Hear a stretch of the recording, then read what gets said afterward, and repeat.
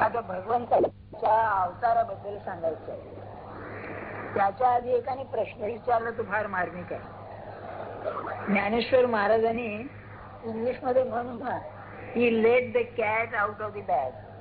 शेवटी असं आहे की ज्या दिवशी खेळ करतात ना आणि मग शेवटी थाळी फिरवतात नाही का. कीर्तनकाराचं तसंच असतं. मग ते म्हणजे हेतू काही कीर्तन करण्याचा नसतो, थाळी फिरवण्याचा असतो. तस ते काय म्हणाले, म्हातारे ग्रस्त अभ्यासी आहेत चांगले, त्या अवतार तर ठीक आहे हो, सगळंच चांगलं आहे. पण आधी जे ज्ञानेश्वर महाराजांनी सांगितलं किंवा इंद्रियांचं जीवन जे आहे त्याच्यावरती बंदीपणा घातला पाहिजे, त्याशिवाय काही साधणार नाही. तर याला काय करावं असं आहे. बघा, आपल्याला दोन गोष्टी सांगून ठेवतो. आपलं कसं आहे, वेदांतामध्ये दोन तऱ्हेची ज्ञान सांगितली आहेत. ऐकून ठेवा. काय आमच्या नशिबी आलंय हो, इतकं सोपं करून सांगत नाही कोणी. वेदांत फार अतिशय जीवनावर लागू आहे. काय विद्या आणि अविद्या असं वर्णन केलं उपनिषदामध्ये. आणि कठोर नाही, ईशावास्यामध्ये त्यांनी म्हटलेलं आहे, अविद्या ज्यांच्या जवळ आहे ते तर अंधारात जातातच, पण विद्या ज्यांच्या जवळ आहे ते अधिक अंधारात जातात. अरे वा, हे म्हणजे आवडच आहे काहीतरी. अनंतम प्रविशंती हे विद्या उपासते. अरे याचा अर्थ काय आहे? त्याचा अर्थ असा आहे, अविद्या म्हणजे अज्ञान, हे अगदी उघड आहे. पण आपण ज्याला विद्या म्हणतो ती विद्या म्हणजे जे ज्ञान आहे ते अज्ञानातून निर्माण झालेलं ज्ञान आहे.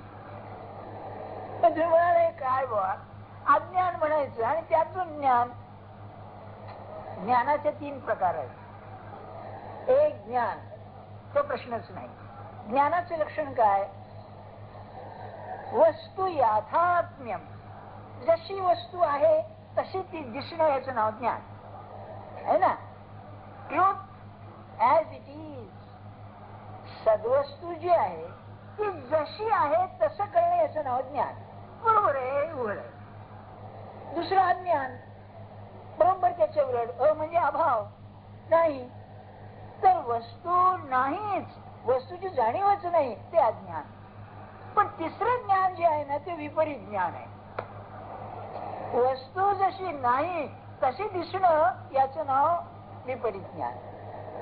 अज्ञानातून जे ज्ञान निर्माण होतं ते विपरीत ज्ञान आहे. आणि आपण जेव्हा शब्द ज्ञानात घोटाळतो त्यावेळेला अज्ञान नसतं, धड ज्ञान नसतं, विपरीत ज्ञानात जातो.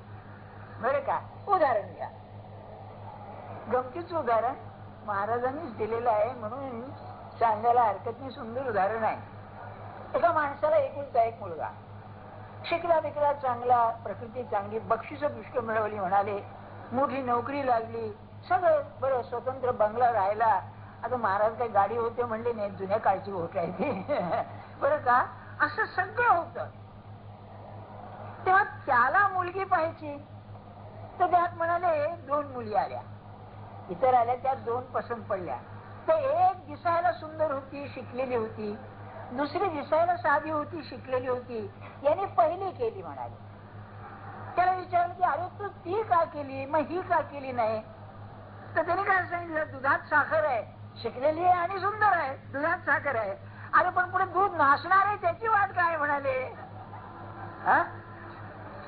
म्हणजे याचा अर्थ असा की मला सुखाची होईल ही कल्पना, ही कल्पनाच आहे, हे ज्ञान आहे, पण विपरीत ज्ञान आहे. आपल्याला ऐकायला बरं वाटतं, पण प्रपंचामध्ये हा अनुभव येऊन हे ज्ञान माझं खरं नाही हे वाटत नाही, इथे लबड आहे सगळं. आता बघा, तुम्ही ज्ञानेश्वर महाराजांना मानताना म्हणजे कसं, बरं का, उगीच म्हणत नाही माना म्हणून, पण आपल्यापेक्षा त्यांचं ज्ञान अधिक होतं, त्यांना अनुभव अधिक होता असं म्हणावं लागेल ना. ग्रंथ पाहूनच म्हणावं लागेल की नाही. समर्थांचा प्रश्नच नाही, समर्थ तो वयानं वडीलच होते, माहिती होतं. तुकाराम महाराजांचा अनुभवच होता. ज्ञानेश्वर महाराज काय म्हणतायत, कैसी सुखनिद्रा अंथरुणी इंगळांच्या. खाली आग लागलीये आणि वर बाज आहे, निजलाय. काय आनंद आहे म्हणाला, सुखाची निद्रा. तुकाराम बुवा जास्त चांगले, फार व्यवहारी ना. आणि ते विद्वत त्याचे बांधले नाही. ढेकणाच्या बाजे सुखाची निद्रा म्हणाले. बरं का, शक्यच नाही म्हणले. काय शक्य आहे? अहो ते तुकाराम बुवांचं जाऊ द्या, काल परवा उकडायला लागले तर पंखा नाही म्हणले तर झोप येत नाही तिथे, नाही का. समर्थ म्हणाले, आता तो अधिकार समर्थानच बरं का. परम मूर्ख माझी मूर्ख. बघा, आधी मूर्ख, त्यात परम मूर्ख, त्या परम मूर्खात मूर्ख म्हणाले. अरे वा. परम मूर्खा माझी मूर्ख, जो या संसारी मानी सुख. या संसार दुःखा एवढे दुःख आणि नाही. आता त्यांना प्रपंच नव्हताच, पण पाहिले ना, 1000 प्रपंच पाहिले आणि हे सगळीकडे. पण अति प्रसिद्ध उदाहरण हे तुम्ही शिवाजीचं नाही का. आपल्या पोटच्या मुलाला जो पुढे राजा होणार त्याला कैदेत घालण्याचा प्रसंग आला. अरे काय समजतं काय, आपण विचार करा, नाही का. नाही का, त्याला केवढा प्रसंग आहे हा. बरं, तुमच्या आमच्या जीवनात असं काही झालं तर काही इतिहासात जात नाही हो. त्याचं म्हणजे इतिहासात गेलं ना ते, नाही का. काय दुःख असेल त्याला मला सांगा, विचार करण्यासाठी गोष्ट आहे. आणि पुढे असंच झालं ना, तो व्यसनी होता. राजारामाला काजीवर बसवायचं ठरलं आणि त्यांची आपसात झाली माहितीच आहे. आईला त्यांनी चिणून मारलं वगैरे वगैरे. मुद्दा सांगण्याचा काय, असा जो प्रपंचाचा धर्म आहे तो धर्म अनुभवाला येऊन सुद्धा जिथे मी तो व्यवस्थितपणे आकलन करीत नाही, ते विपरीत ज्ञान. आणि ते विपरीत ज्ञान माझं जाता जात नाही. ज्ञानेश्वरी काय करील, हे ज्ञान विपरीत आहे हे सांगेल, पण काढायचं कसं हा प्रश्न येतो ना.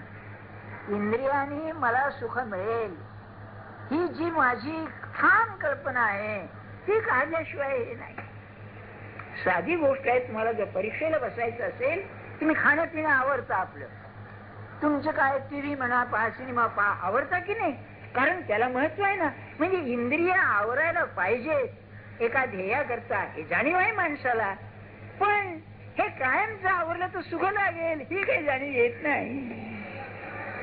मग याला काय करावं, त्याला उपाय मला जो अत्यंत उपयोगी पडला तो सांगतो. इथे युरोपियन सायकॉलॉजी, मानसशास्त्र अतिशय उपयोगी पडलं. त्या लोकांनी की नाही याच्यावरती सूचना म्हणजे सजेशन, याच्यावरती अत्यंत हे केलं, रिसर्च म्हणजे संशोधन केलं. सहज आपलं आठवलं म्हणून सांगतोय, बावडीन म्हणून लेखक आहे, सजेशन अँड ऑटो सजेशन नावाचा मोठा ग्रंथ लिहिलेला आहे, प्रसिद्ध आहे तो ग्रंथ. सूचना म्हणजे काय, सूचना म्हणजे आपल्या श्रद्धेला आवाहन करण्याचं वचन. आपल्या श्रद्धेला सूचना देणं म्हणजे आवाहन करणारं वचन. म्हणजे काय हो, मी काही तुम्हाला वर्ग घेत नाहीये बरं का. इथे सहज सांग, समजा तुम्हाला ताप आला, जरा खोकला झाला आणि डॉक्टरला बोलावलं. डॉक्टर चांगला बरं का, त्यांनी तपासलं आणि सांगितलं काय हो कठीण दिसतंय बरं का. काही नाही, सर्दीचा ताप होता, पण डॉक्टर म्हणला की बा कठीण आहे. कठीण आहे हे शब्द किती साधे आहेत नाही का, पण तुमचं धाबं जणांचं की नाही, पैशाच्या दृष्टीने जबाबदार आणि आरोग्याच्या दृष्टीनं. बरं, त्याला लेखाला खरं कळलेलं नसतं, त्याचं ज्ञान विपरीतच असतं. बघा कसं होतं, तेवढा परिणाम होतो मनावर. तुमच्या श्रद्धेवर होतो की नाही परिणाम. का होतो, तर जो सांगणारा आहे तो अधिकारी आहे नाही का. तुम्हाला माझ्या विद्यार्थ्याने मला एक सांगितलेलं उदाहरण सांगतो आपल्याला. काय कसे हुशार असतात बघा पोरं सुद्धा. तो म्हणला सर असं आहे, अधिकाराची गोष्ट तुम्हाला सांगतो की म्हणला एक पोलीस लोक, 2 पोलीस एका कैद्याला हायकोर्टात नेत होते. नेताना हा आपला लॉचा विद्यार्थी, कायद्याचा विद्यार्थी, त्यांनी विचारलं काय रे बघ काय झालं, त्यांनी काय गुन्हा केलाय बरं का. त्यांनी सांगितलं आमची आमची चोरी केली, आमचं झालं. तेव्हा हा काय म्हणाला, हा कायद्याचा विद्यार्थी, इंडियन पिनल कोड पाठ त्याला बरोबर. तेव्हा तो म्हणाला अमक्या कलमाखाली हा गुन्हा आहे, याला आमची शिक्षा आहे, 6 वर्ष शिक्षा आहे म्हणली याला. तर तो पोलीस त्याला दिली शिक्षा, त्याला शिक्षा मिळेल नाही. मग तो हायकोर्टात गेला, तिथे जज याच्यावरती बसलेला, ते सगळं ऐकलं, तो कलम लागू केलं, गुन्हा तोच, आणि 6 वर्ष शिक्षा दिली. हा अधिकार. किती सुंदर उदाहरण आहे. तस ज्ञानेश्वर महाराज आपल्याला काय सांगतायत, हा त्यांचा अधिकार आहे. तो अधिकार काय आहे? समजा आपल्याला ईश्वराचं दर्शन पाहिजे, हे भाषा जाऊ दे, समाधान पाहिजे की नाही? कधी आपल्या आयुष्यात असा प्रसंग आलाय, आज जो आनंद आहे काही नाही, एक तो वेडा असला तरी पाहिजे, नाही तर साधू असला पाहिजे, बाकी सगळे मध्ये. आपण दिवाळीत आनंद करतो म्हणजे काय करतो? कृत्रिम तऱ्हेनं ते विसरतो. कृत्रिम तऱ्हेनं 4 लोक बोलवा, खाणं पिणं करा, फटाकडे वाजवा, अमकं करा, कृत्रिम तऱ्हेनं आपलं असमाधान पांघरून घालतो, आपण विसरतो. खरं जात नाही. खरं आत असतं. समजा तुमच्या मुलीचं लग्न होत नाहीये आणि 1-2 ठिकाणी दाखवलंय आणि हे येत नाही, अजून त्याचा निकाल येत नाहीये, दिवाळी किती गेली तरी आत राहील की नाही? ते कुठे जात आहे? मग अशी आपली स्थिती आहे. सांगण्याचा हेतू काय आपल्याला? मग त्याला आतमध्ये जायला काय करायला पाहिजे? तर पहिल्यांदा 2 गोष्टी सांगतो. एक, संकल्प करायला पाहिजे, आणि संकल्पानंतर त्याचा प्रयत्न व्हायला पाहिजे. हे 2 गोष्टी पाहिजे तरच साधेल, नाही तर नाही. बर, संकल्प म्हणजे काय? मला समाधान पाहिजे. समाधान म्हणजे मी साधूचं समाधान जाऊच द्या, पण एकंदर जीवनात तृप्ती पाहिजे. बस, ठीक आहे, आनंद आहे, मिळालं मला पुष्कळ. जे मिळायचं ते मिळालं. बरं, जे नाही मिळालं तरी न मिळाल्याचं दुःख नाही, एवढंच म्हणायला काय हरकत आहे, नाही का? आणि सामान्य माणसाला आणखी काय पाहिजे मला सांगा? म्हणजे माझं देह समाधान हे आहे. माणसाला पाहिल्याबरोबर लहान मूल जर असेल ना आनंदात, कल्पना करा, एक मूल आईच्या अंगावर पित आहे आणि तोंडातून दूध ओघळत आहे, त्याचा स्तन सोडला आणि जोडणार ओढ, काय आनंद नसतो ते मूल. साधूचा आनंद असत का त्या पोराचा आनंद? होय ना? अज्ञानाचा खरा, पण समाधान तर आहेच की नाही? इतकं तरी जीवनात समाधान नको का? जसं त्या मुलाच्या तोंडातून दूध बाहेर जात आहे आईच्या स्तनातलं, तसं पैसा मिळून उरतोय, काय करावं कळत नाही, तरी पुन्हा रडतो, याला तर काय म्हणायचं, नाही का? बघा तुम्ही, अरे तुला तर कमी काय आहे? कमी काही नाही, हे दुःख आहे म्हणाला. वा, हे माणसाची तऱ्हा तरी काय? तुम्हाला हे माझं बोलणं चमत्कारिक वाटेल. एक ग्रंथ आहे कंडिशन्स ऑफ हॅपीनेस नावाचा, काय अतिशय आवडीने वाचलेला असल्यामुळे शिंच ते अजून डोक्यात जात नाही. टेलर म्हणून ग्रंथकार आहे, अमेरिकन ग्रंथकार. त्यांनी काय दाखवलंय त्यामध्ये, पहिल्या चॅप्टर मध्ये, की अमेरिकेमध्ये आत्महत्या करणाऱ्यांचं प्रमाण गेल्या 10 वर्षामध्ये दुप्पट वाढलंय. अमेरिकेसारख्या देशामध्ये, आजकालची म्हणजे लंका, सुवर्णाची लंका, अशा याच्यामध्ये आत्महत्येचं प्रमाण वाढणं. अरे, आणि सगळ्यात कमी असेल तर आफ्रिकेमध्ये, जिथे लोकच कमी, म्हणजे जंगली लोकच सगळे, बरं का?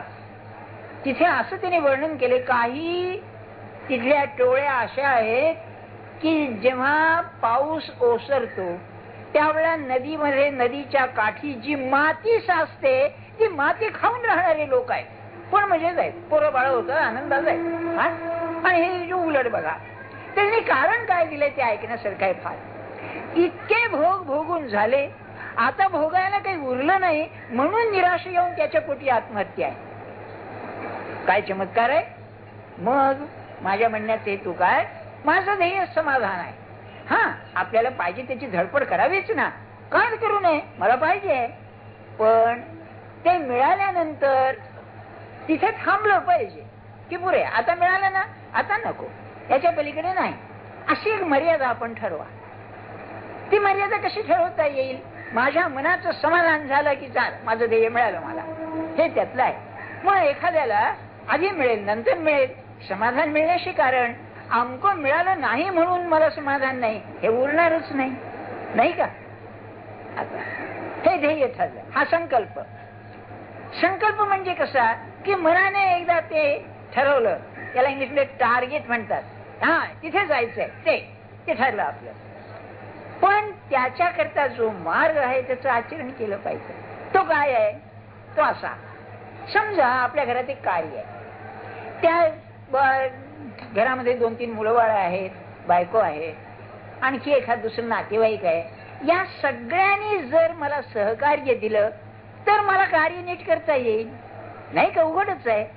तसं माझं हे जे समाधान ध्येय आहे हे माझं आतलं ध्येय आहे.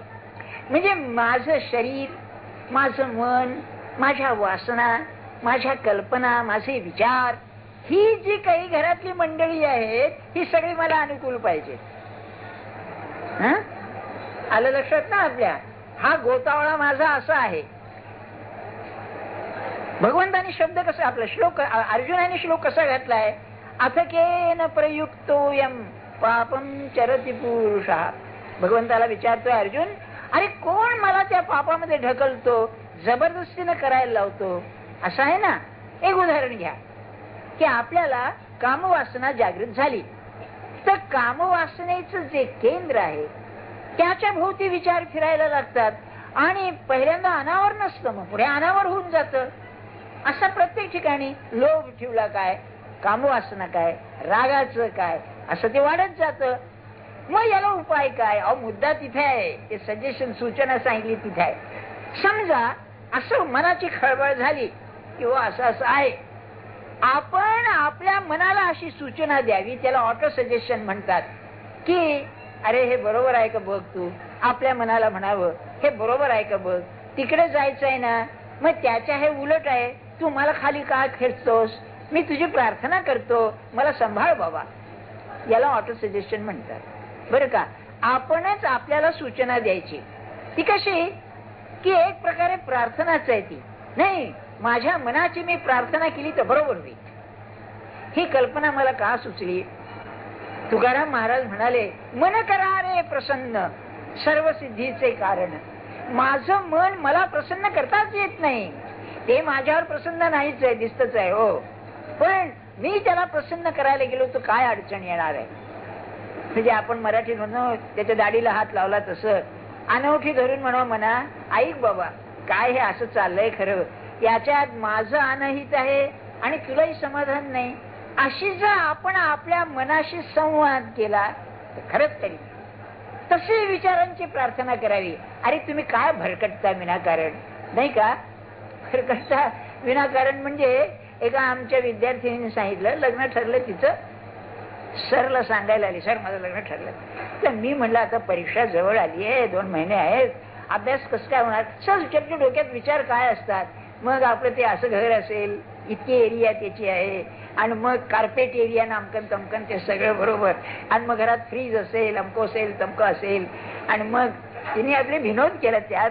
मग आम्ही दोघं नोकरीला जाणार आणि संध्याकाळी घरी आल्यावर मग चहा कुणी करायचं याचा वादविवाद होईल आणि मग कोणीतरी करून मग चहा पिऊ. अरे चहा म्हटलं, काय विचार धावतात बघा माणसाचे, हा नाही का? अरे जर हे मी करू शकतो तर भगवंताच्या बाबतीत का मला करता येत नाही? त्या विचारांची प्रार्थना करावी अशी आपल्याला ही भाषा चमत्कारिक दिसेल, पण ऑटो सजेशन मध्ये करावं. अभ्यासाला नको, आता नको वाटते बसायला, मनाची त्या विचारांची प्रार्थना करायची. अरे बाबा बैस ना, परीक्षा आहे, एकदा लुडकून गेलोय त्यामध्ये, आता पुन्हा एकदा बसायचं आहे बरं का? मग मद्रासी स्पिरिट ठेवावी. 4 वेळा 5 वेळा नापास झालं तरी त्यांना तरी कोण फी देणार? बस पुन्हा मी पास होणार आहे. काय हरकत आहे करायला? आज नाही भगवंताचं नाही जमलं, आज उद्या जमलं नाही, करणार मी. किंबहुना असं करावं. महाराज म्हणजे एक ग्रस्त जेवायला बसला आणि भिकारी आला. त्याच्या बायकोनी सांगितलं, मुलांनी सांगितलं, ही काय वेळ यायची, जा जा जा. तो काही जाम ऐके ना बघा. शेवटी तो जेवणारा मालक कंटाळला आणि म्हणला, द्या त्याला भाकरी, जाऊ दे म्हणलं एकदा. असं भगवंताला झालं तरी काय हरकत आहे म्हणतो मी. की हा कटकटी अशींचा फार बरं का, ऐकत नाहीये, द्या त्याला थोडस, इतकी तरी नको का? ही प्रार्थना, हे ऑटो सजेशन आहे. पहिल्यांदा उत्तम ऑटो सजेशन आहे. मी या करता नाहीच आहे, माझे विचार ऐकत नाहीत म्हणजे काय? नाही म्हणजे या करता नाहीच, या गाण्याच्या गोष्टी करता नाहीच आहे बरं का, मी त्या करताच आहे. हे जरा कशी नसतं होणं. पण अशी जर प्रार्थना करीत गेलो आपण, याचा फार फायदा होतो. मी का कमी आहे? मी त्याचा आहे ना, त्याचं नाम घेतो ना, मला येईल, हे बरोबर येईल, त्याची मदत आहे मला. आपणच आपल्या मनामध्ये ही जर भावना निर्माण केली तर आपण सूचना ग्रहणक्षम होऊ. सेन्सिबिलिटी टू सजेस्टिबिलिटी हे इंग्रजी शब्द आहेत. सजेस्टिबिलिटी म्हणजे ती ग्रहण करण्याची शक्ती, त्याला संवेदनशीलता येते आणि मनुष्य काम करतो. बरं का, अगदी पुस्तकात असं उदाहरण दिलेलं आहे की एक मुलगा रात्री झोप फार यायची, परीक्षा जवळ येऊ लागली, अभ्यास होईना, तेव्हा तो काय करायचा, रात्री पुस्तक घेऊन उडून बसायचा आणि आपल्या मनाला सांगायचा आज रात्री 2 तास बसायचं, बरं का, बसणारच आहे मी, यात काय, बसलोच आहे. आणि असं करून 2-4 दिवसामध्ये तो 3-3 तास बसू लागला. सूचना ग्रहण क्षमता, बरं का, ते पाहिजे. आपण काय करतो तुम्हाला माहितीये ना, हे मोठे पुढारी असतात ना, ते बुलेट प्रूफ जॅकेट घालतात, नाही का, म्हणजे अंगावर गोळी मारली तरी ती गोळी शिरत नाही आतमध्ये. तसे ज्ञानेश्वर महाराजांची गोळी आत शिरतच नाही, त्याला काय करावं, बुलेट प्रूफ काम झालंय, नाही का. ते साधं जॅकेट घालावं, जॅकेट जवळ काय आधी लागली गोळी जाते किशनच्या आतमध्ये. असं आहे बघा, हा त्याचा उपाय आहे.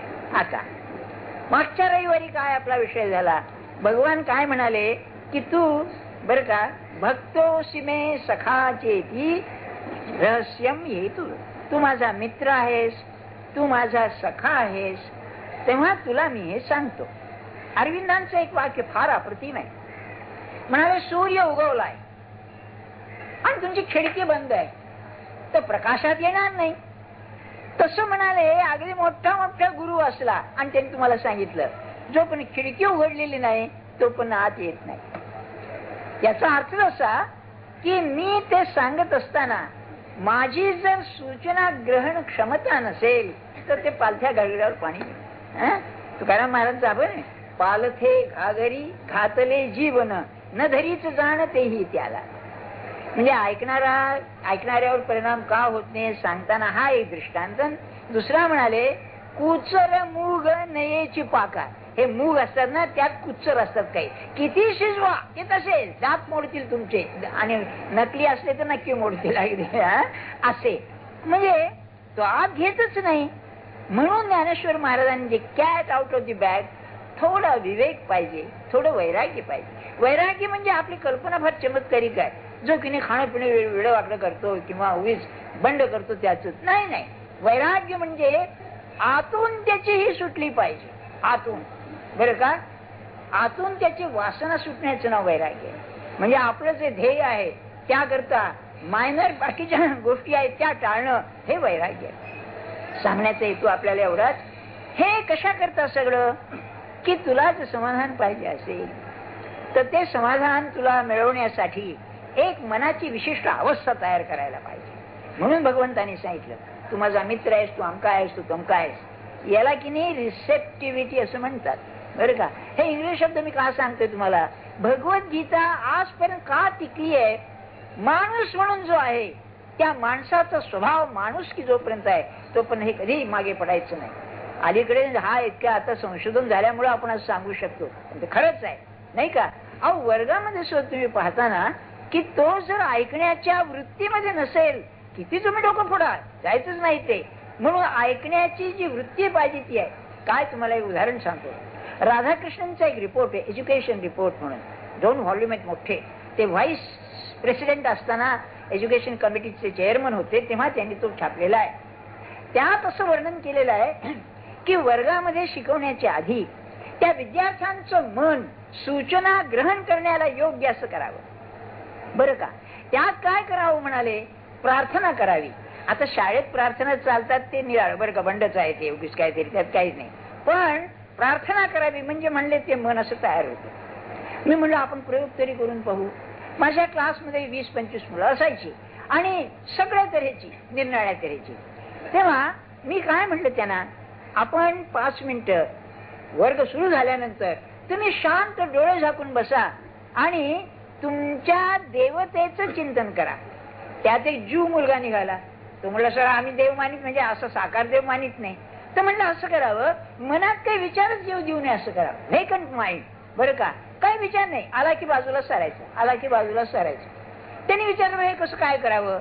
तर म्हणलं असं आहे, साहेब लोक असतात ना त्यांच्या दाराला पाटी असते, no admission without permission, permission नाही का, परवानगी शिवाय आत येऊ नये. तसं तो विचार येऊ लागला की नो आता ऍडमिशन नाही, आमचा क्लास चालू आहे म्हणून, नाही का. असं सांगितलं त्याला पटलं. सांगायची गंमत तुम्हाला, 1, 2, 2.5 महिने झाले बघा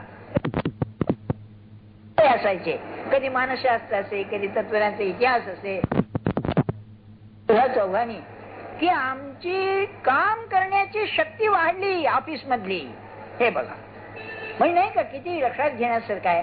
तेव्हा भगवंत जेव्हा म्हणतायत की तू माझा सखा आहेस, मित्र आहे, याचा अर्थ असा की भगवान जे आता सांगणार ते ग्रहण करायला हा तयार आहे हे त्यांना सांगायचं. सूचना ग्रहण क्षमता पाहिजे, नाही तर नाही, हे शक्यच नाही. आणि ती सूचना 2 तऱ्हेने येते, एक बाहेरून येईल, नाही तर आपण निर्माण केली पाहिजे. बरं, सहज विषय निघाला म्हणून सांगतो. एमिली कू नावाचा एक प्रसिद्ध फ्रेंच डॉक्टर होता. एमिली कू, त्या नावावरून ती बाई आहे असं वाटत असं नाहीये बरं का, तो पुरुषच होता. तेव्हा तो काय करायचा, आश्चर्य सांगतो तुम्हाला, मनाचा देहावरचा परिणाम म्हणजे काय आहे की रोगी असेल ना, त्या रोग्यांना तो दवाखान्यात ठेवायचा, 10-12 बेड, आणि रोज सकाळी जाऊन काय म्हणायचं, hello you are much better, काय फार बरा दिसतोय आज, प्रसन्न आहे. अशी एक जीव बाई आली, तिच्या गुडघ्यात पू झाला होता. ऐकण्यासारखं आहे बरं. पाणी पू झालेल्या गुडघ्यामध्ये हा यायचा सकाळी, हो उत्तम आहे तब्येत. अहो तुम्हाला डॉक्टर रात्रभर झोप आली नाही, पाय दुखतोय, नाही नाही नाही बरोबर आहे तुमची. चल 2-3 दिवसांनी तो यायचा, तेव्हा हीच म्हणायची मी आज बरी आहे म्हणून. आणि 8 दिवसामध्ये औषधाशिवाय ते पाणी नाहीसं झालं. काय आश्चर्य आहे बघा, नाही? मग तुम्ही विचार करा, समजा आपल्याला काय हरकत नाही, एखाद्या माणसाला की नाही, एक बाई आहे त्यांना कोबी बिबी असते ना, त्या कोबी नाही का खताचा वास येतो, घाण वास येतो एका वेळेला बरं का. समजा त्याला तो वास नाही, पण म्हणलं याची खताची भाजी आहे खाऊ नका, तर खाल्लेली ओकारी काढेल तो, इतकी त्याची सूचना असते. आहे ना असं आपण पाहतो की खाऊन गेल्यानंतर अहो ते आमकं होतं. समजा एखादी पाल पडलेली, अहो तुम्ही खाऊन गेलात ते आहे खाऊन गेलं तर ओकूनच काढेल बाहेर, नाही का. कशी सूचना काम करते मला सांगा. मग ही जर आहे तर देहावरती मनाचा असा परिणाम होतो. अलीकडेच एक अमेरिकन पुस्तक वाचलं मी, एका डॉक्टरने लिहिलं, त्यात त्यांनी कॅन्सरचे प्राथमिक अवस्थेतले रोगी मनावरती परिणाम करून बरे होतात.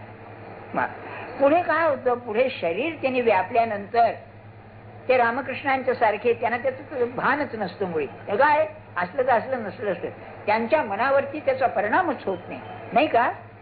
सांगण्याचा हेतू असा. अरे पण मला बरी आली आठवण झाली, एका पुण्याला एक डॉक्टर आहेत, त्यांच्याकडे एक ड्रायव्हर यायचा बरं का. त्याला किडनीचं कॅन्सर झालेलं होतं, मूत्रपिंडाचं कॅन्सर, तेवढं असं सुजलेलं असं यायचं सर. तेव्हा घरात मिळवतं कोणी नाही, हा एकटा, पण पंढरीचा भक्त, पांडुरंगाचा भक्त बरं का. तेव्हा तर फार दुखायला लागलं म्हणजे यायचा, ट्रक ड्रायव्हर होय, आज या गावी तर उद्या त्या गावी असा. डॉक्टरला फार दुखतं म्हणून हा इंजेक्शन द्यायचा. त्यांनी ससून हॉस्पिटलमध्ये सगळी ही केली, तपासणी केली आणि स्पष्ट कॅन्सर होता. तेव्हा थोडं 8-15 दिवस सांगितलं नाही त्याला. नंतर त्याला सांगितलं, अरे तुला कॅन्सर आहे बाबा आणि हे फार कठीण आहे. तर तू काय म्हणाला, असं ना बाबा म्हणला, मला काय करतोय तो बरं का, त्याची वृत्ती बघा.